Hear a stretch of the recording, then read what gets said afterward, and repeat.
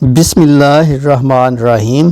اس video میں آپ کو یہ بتایا جائے گا کہ نماز میں سجدے کے دوران آنکھیں بند کرنا ٹھیک عمل ہے یا نہیں۔ اللہ تبارک تعالیٰ نے ہر چیز کا حکم زمین پر وحی کے ذریعے نازل فرمایا، لیکن نماز ایک ایسا اہم فریضہ اور عظیم الشان تحفہ ہے کہ جسے اللہ تعالیٰ نے وحی کے ذریعے زمین پر نہیں بلکہ پیغمبر خیر الورا کو آسمانوں کی بلندیوں پر بلا کر عطا فرمایا۔ اس بات سے نماز کی اہمیت و عظمت ظاہر ہوتی ہے۔ دین اسلام کے 5 اراکین میں سے نماز ایک اہم رکن ہے۔ نماز کو آنکھوں کی ٹھنڈک قرار دیا گیا۔ نماز مومن بندے اور کافر میں تمیز کرنے والی کسوٹی ہے۔ نماز سے دلوں کو سکون و قرار حاصل ہوتا ہے۔ نماز قرب الہی کا بہت بڑا ذریعہ ہے۔ قیامت کے دن سب سے پہلا پرچہ اور لازمی سوال نماز کا ہوگا۔ اس پرچے میں کامیاب تمام امتحانی پرچے میں کامیاب قرار پائے گا۔ اس میں ناکامی پر عذاب الہی کا موجب بنے گا۔ آپ صلی اللہ علیہ وسلم جب واپس آتے ہوئے جناب حضرت موسیٰ کلیم اللہ کے پاس سے گزرنے لگے تو انہوں نے پوچھا کہ اللہ تعالیٰ نے آپ کو کیا حکم دیا ہے؟ آپ صلی اللہ علیہ وسلم نے کہا، اللہ تعالیٰ نے میری امت پر ہر دن اور رات میں 50 نمازیں فرض کی ہیں۔ حضرت موسیٰ علیہ السلام نے کہا، آپ کی امت ہر دن رات میں 50 نمازیں پڑھنے کی طاقت نہیں رکھتی، لہٰذا رب تعالیٰ کے پاس جاؤ اور تخفیف کروا لو، کیونکہ میں نے بنی اسرائیل کو آزمایا ہے اور اس تجربے کی روشنی میں کہتا ہوں کہ آپ کی امت اس کی طاقت نہیں رکھتی۔ نبی صلی اللہ علیہ وسلم فرماتے ہیں کہ میں دوبارہ سدرۃ المنتہا کے پاس گیا اور اللہ تعالیٰ سے نمازیں کم کرنے کی درخواست کی تو رب العالمین نے 5 نمازیں کم کر دی۔ پھر حضرت موسیٰ علیہ السلام کے پاس گزر ہوا تو انہوں نے کہا کہ یہ بھی زیادہ ہیں اور کم کرا لو۔ رسول اللہ صلی اللہ علیہ وسلم فرماتے ہیں کہ میں بار بار تخفیف کی گزارش کرتا رہا۔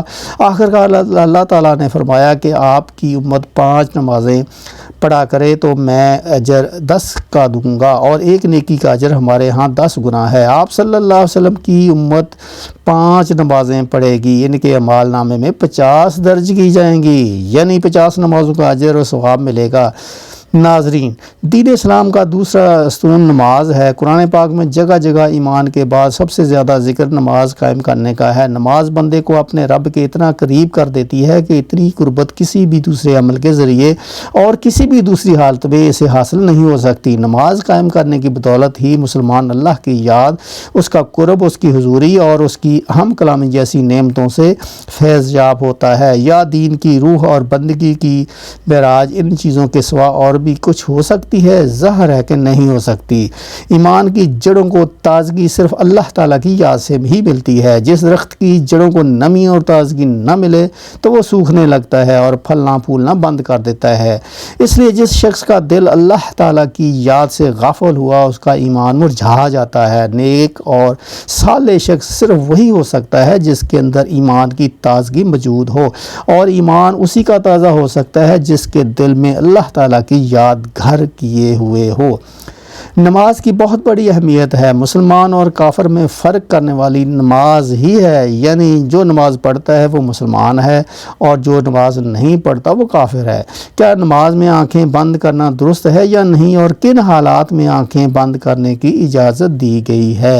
علماء نے اس حوالے سے کیا فرمایا ہے، آج کی ویڈیو میں آپ کو بتائیں گے، سو ویڈیو کو آخر تک ضرور دیکھیے گا۔ ناظرین، ہم آپ کو نماز میں آنکھیں بند کرنے کے حوالے سے فقہا کی کیا رائے ہے وہ بھی بتائیں گے، لیکن اس سے پہلے ضروری ہے کہ رسول پاک صلی اللہ علیہ وسلم کی نماز کیسی تھی، اس حوالے سے بات کی جائے، کیونکہ حدیث پاک کا مفہوم ہے کہ تم نماز ویسے ہی ادا کرو جیسے تم نے مجھے ادا کرتے ہوئے دیکھا ہے۔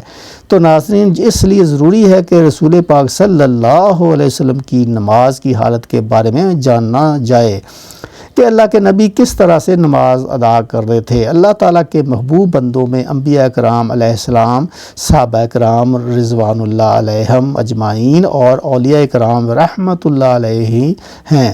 اللہ تعالیٰ نے انہیں اپنی رحمت خاص سے نوازا اور انہیں مقام عبدیت سے سرفراز کیا۔ ان محبوب ہستیوں کی نماز میں بے پناہ محویت اور خشوع و خضوع تھا۔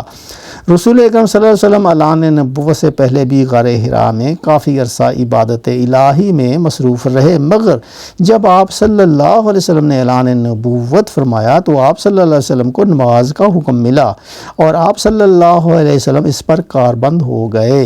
ابتدا میں آپ چھپ کر نماز ادا کیا کرتے تھے۔ نبی کریم صلی اللہ علیہ وسلم کی نماز مثالی ہے، آپ کی نماز میں ہر درجے کی مثال تھی، گویا کہ آپ کی نماز کامل تھی۔ آپ صلی اللہ علیہ وسلم نفلی نمازوں میں بھی خشیت الہی سے اشکبار ہو جاتے اور اللہ تعالیٰ کی طرف اتنی لگن اور محبت سے متوجہ ہوتے کہ دنیا کے ہر خیال سے بے نیاز اور بارگاہ رب العزت کے بالکل قریب ہو جاتے۔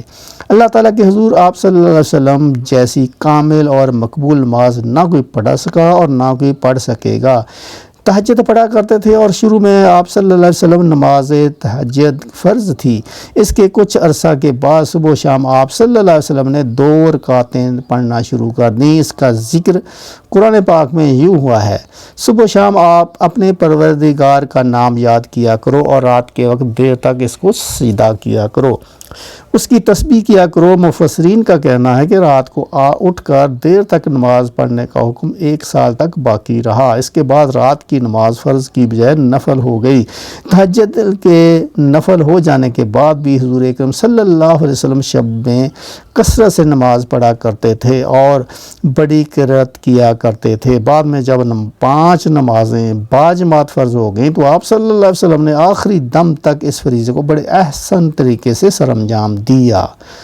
آپ کی نماز میں اتنی عاجزی اور خشوع و خضوع ہوتا کہ اس کی مثال نہیں ملتی۔ بخاری شریف میں ہے کہ ایک بار ایک شخص نے ام المومنین حضرت عائشہ صدیقہ رضی اللہ تعالیٰ عنہا سے درخواست کی کہ حضرت محمد صلی اللہ علیہ وسلم کی کوئی عجیب بات جو آپ نے دیکھی ہو بیان کیجئے۔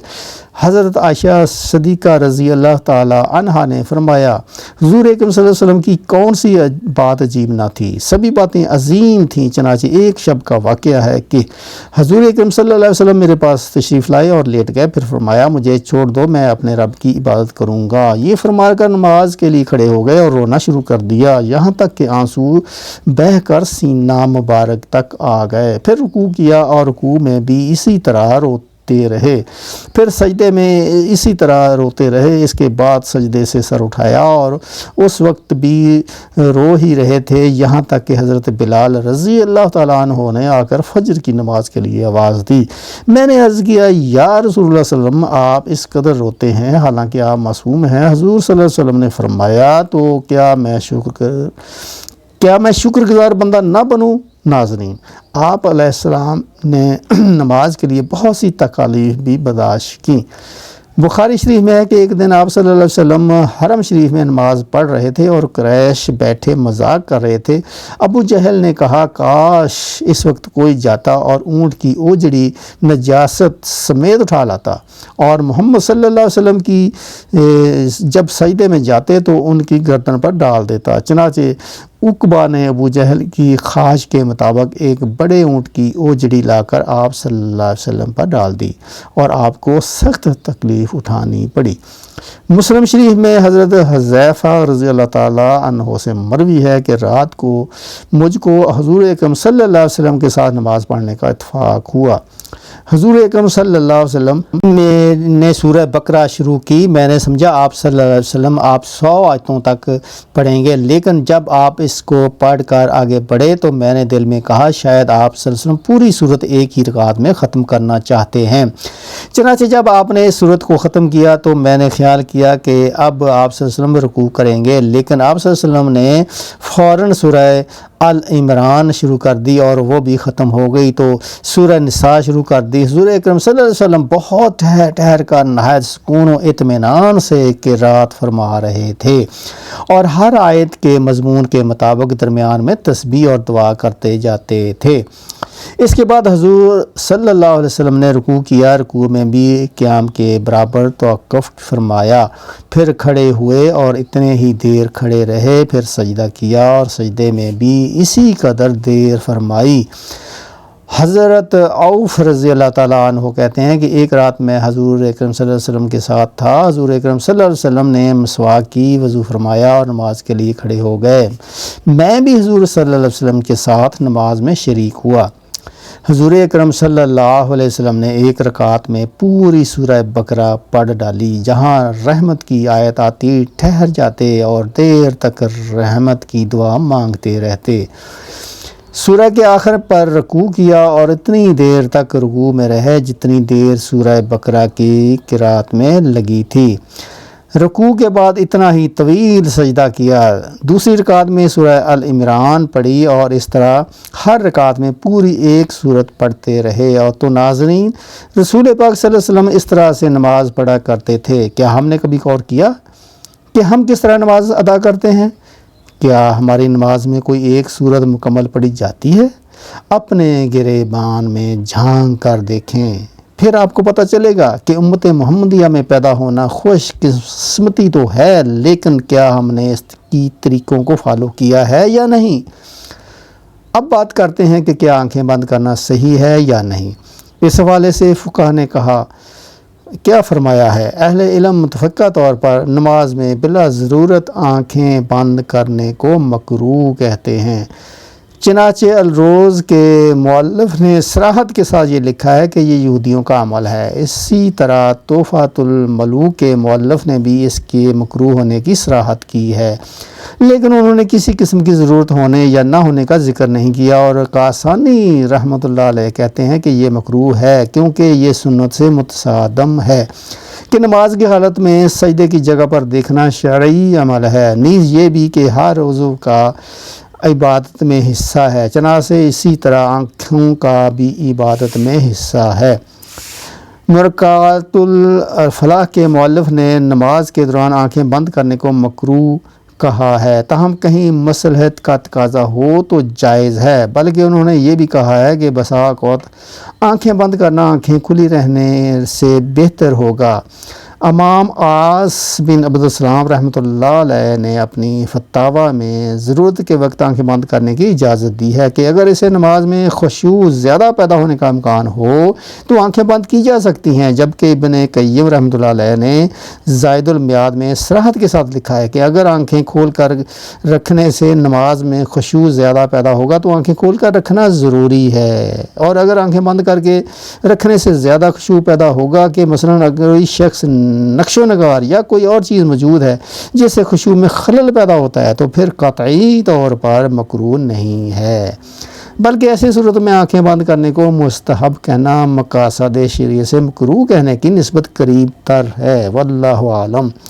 فقہا کے فرمان کے مطابق ہم نے دیکھا کہ کیا نماز کے دوران آنکھیں بند کی جا سکتی ہیں یا نہیں۔ بہرحال بہتر تو یہ ہے کہ آنکھیں کھول کر نماز پڑھ لی جائے، کیونکہ نماز پڑھنے کے دوران سجدے کی جگہ پر دیکھنا ضروری ہے۔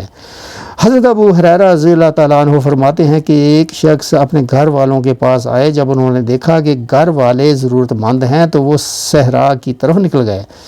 جب ان کی اہلیہ نے یہ دیکھا تو وہ چکی کے پاس گئے اور اس کا پاٹ رکھ دیا، پھر تندور کے پاس گئیں اور اسے گرم کر دیا، پھر دعا کیا، اللہ ہمیں روزی عطا فرما، تو دیکھا کہ اچانک برتن آٹے سے بھر گیا۔